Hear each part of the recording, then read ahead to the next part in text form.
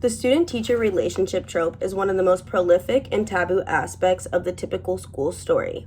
Continuously, we see this present itself in books, movies, TV shows, and music, and in almost every situation, it's romanticizing grooming and fetishizing these unhealthy power dynamics. The teacher giving his eyes to a student, Polly pretty cute, and she bent her lip back to him, chewing on her nails and her pens while she's dreaming of. In order to specifically analyze the cultural significance of why this trope has remained popular, I have decided to especially look at the way in which collective student-teacher fantasies are expressed through individuals via fan fiction, especially considering most of these plots are very much the same. Specifically, Harry Potter fanfiction, as Hermione and Snape are the typical archetypes of character roles that fit into this plot well. In order to specifically analyze the cultural significance of why this trope has remained popular, I have decided to especially look at the way in which collective fantasies of the student-teacher relationship trope are expressed through individuals via fan fiction, specifically Harry Potter fan fiction, as Hermione and Snape are the typical character trope, and when you look, that's what you'll see. In doing the research for this video essay, I have read a concerning amount of these stories, although I mostly skimmed through them because, like I said earlier, the plot structure is basically all the same, and I would prefer not to read Snape smut for this video. For reference, there's over 17,000 fanfictions on Archive of Our Own just under student-teacher relationships, and over 6,000 looking at specifically Hermione and Snape. I considered doing a dramatic reading of one of the passages, but I decided that I still have my ego and a little bit of pride, so I'm not going to do that, but I'll leave this up for you to see some of the ridiculousness, and this isn't even that bad. After those interesting examples, it is very clear to see that fanfiction authors use their work as a means of exploring their own fantasies, as most authors do. Regardless if they are adults applying adult themes to childhood stories, or if these are young girls who are romanticizing this kind of validation because of the way that student-teacher relationship trope has been romanticized in popular media. In order to understand why this occurs, we need to dive deeper into the tropes, character archetypes, and collective psyche that identifies with Hermione when writing these stories, and also that represent the typical power imbalance that occurs in a student-teacher relationship.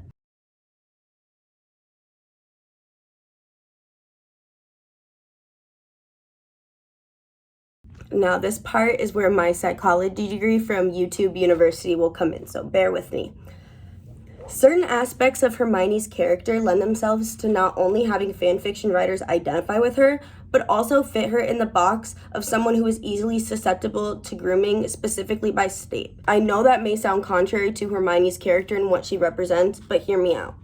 Because Hermione is so used to being the smartest and being the best in all subjects academically, except for divination, the fact that Snape withholds validation and decides to project his own personal issues onto her by being an asshole in general, not validating her because Snape was also that same promising and gifted student that Hermione was, it makes her feel insecure, leading to a subconscious desire to obtain his validation. This, combined with the distance that she has from her family, leads to the perfect situation for grooming to occur. Obviously, there are no parents there with their children at Hogwarts to provide protection or guidance for them, so the staff is expected to fill in this role, and they usually do. There are many examples of them being kind of fill-in parents. I guess you could argue that Dumbledore was almost like Harry's father. However, it isn't unheard of for adults in positions of authority to take advantage of their power to exploit vulnerable individuals, particularly minors, and we could get into a debate about the validity and moral righteousness of the teaching practices at Hogwarts, but that would be a whole nother video essay. Because Hermione has a mature for her age vibe and comes from a Muggle family, she is inherently not an equal to Snape in any of these situations. A quote that I heard that I really liked and thought was relevant to this video was, "If you have to keep saying she's mature for her age, then she's probably not for your age." To understand why Snape's character is the most commonly casted love interest in these borderline self-insert fics, I feel it's essential to compare his character to that of Humbert Humbert from Vladimir Nabokov's novel Lolita. In the novel, Humbert loses his love interest at the age of 12 and is permanently fixated on young girls. sound familiar? And this is not to say that in canon Snape has a fixation on young girls. However, he is fixated on Lily, and she did die a premature death. So you could say that's a parallel. Another similarity is that in the Harry Potter series, Snape and other staff in general almost play a parental role, and not even as much because Snape is an asshole. He's not really as nurturing. However, just because he is a staff in general, he almost takes on that role.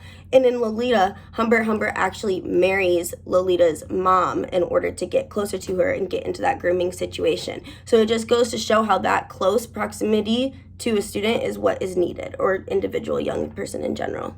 Humbert was also a teacher like Snape, so I think that's important to note.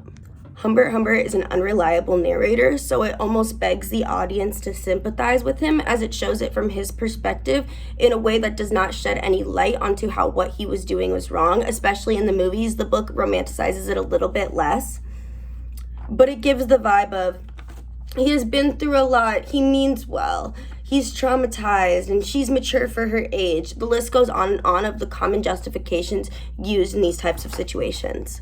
The authors of these stories are associating the feelings of being groomed and manipulated with feelings of love, and oftentimes equating their situation to that of forbidden lovers. However, it's forbidden for a reason. You're not forbidden lovers because you're Romeo and Juliet, it's because it's your history teacher.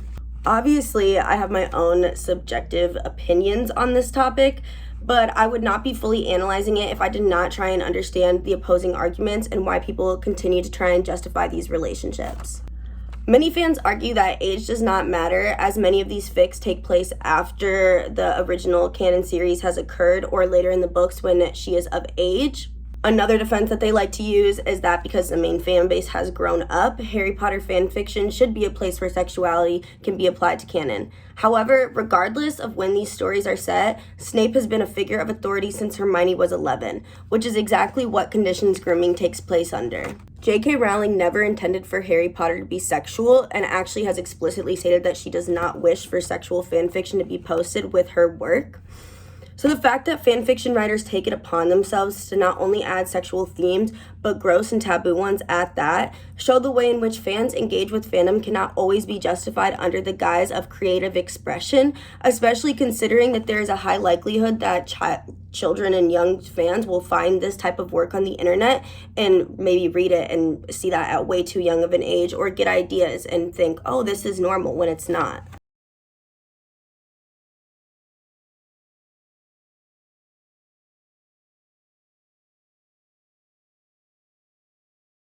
One of the weirdest parallels between the real-world ramifications of this topic and the fan fiction and Harry Potter culture that we see is the sexualization of young girls, and in this case, specifically Emma Watson. Audience watched her grow from a little girl to a woman, and people chose to sexualize this and her. Why do people do this? I wanted to direct the plays that we would put on for our parents, but the boys were not. When at 14, I started to be sexualized by certain elements of the media. When at 15, my girlfriends started dropping out of their beloved sports teams because they didn't want to appear muscly.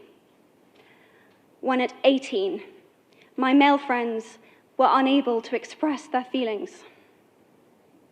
Out of all of the work she's done, the most that she was getting praised for at the time was going through puberty and growing. I wish I could say I haven't witnessed these situations play out in my own life, but if that were the case, I would have no basis for speaking on this topic. I have 3 different examples of this happening in my own life where I've witnessed it.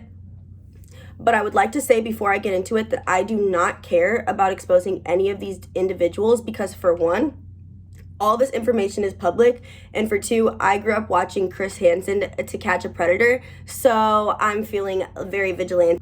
Let me paint the picture for you. It's freshman year, everyone is glued to their phones, and basically what had happened was a few months prior, a student had turned in messages that her ex-boyfriend had been sending back and forth with a teacher that were sexual. And after an investigation, her journal entries were released, some of the text messages were released, and the entirety of my school was in a chokehold. Reading these messages and these journal entries, just completely shocked. They knew this had happened, but this was something different.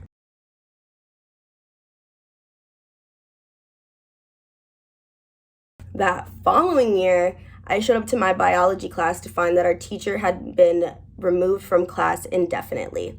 He was a known flirt with a very specific type, and rumors had swirled around him for a while. He was known to message girls after they had graduated, and there had been some talk that he had been hooking up with a girl who was actually in school, but it wasn't confirmed. Most of the kids at my school, especially if you weren't necessarily super athletic or popular or just preppy in general, shared the same sentiment that he was an asshole and wasted no time making a meme out of the situation.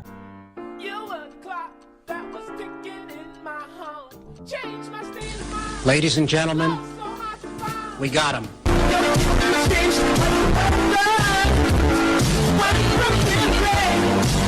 But do keep in mind. And for my third example, this is most applicable to the Harry Potter example because this is more specifically boarding school story. So this is my junior year, which is 3 years in a row. I don't know. To preface and make a long story short, I got mixed up in the troubled teen industry, which is basically therapeutic boarding schools, rehabilitation based for any type of issue, but they're really toxic for profit. The structure of this place was hyper strict with intense punishments that staff basically can choose at any time. So you have limited to no freedom or power and control, and it's all in the hands of these staff who have no qualifications and are making like $13 an hour. There was one particular staff member who was known to get really close to the girls on campus. Administration had a challenging time keeping staff because of the kind of job it was, so every complaint against him would get thrown out, and oftentimes, anytime we complained about anything, they would say that we were lying or making it up or trying to basically put that man in a situation to lose his job. He was one of the only staff who would enter girls' room alone, which was not allowed for male staff, and he would give them gifts, even tell the girls that their boyfriends at home were going to leave them, that they wouldn't like them, basically try and condition them and really get in their heads. I bet you could never guess what happens next.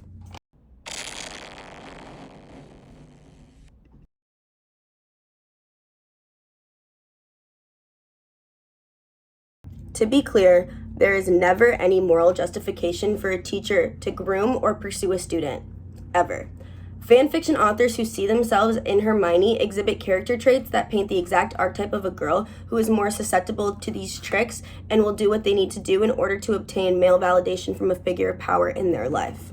Snape, similarly to Humber and these real-life people, these real-life predators that I've given examples of, are portrayed as morally gray, broken people who have their own trauma to work through, when in reality these people are groomers and abusers with no awareness of how what they are doing could potentially permanently impact somebody's life.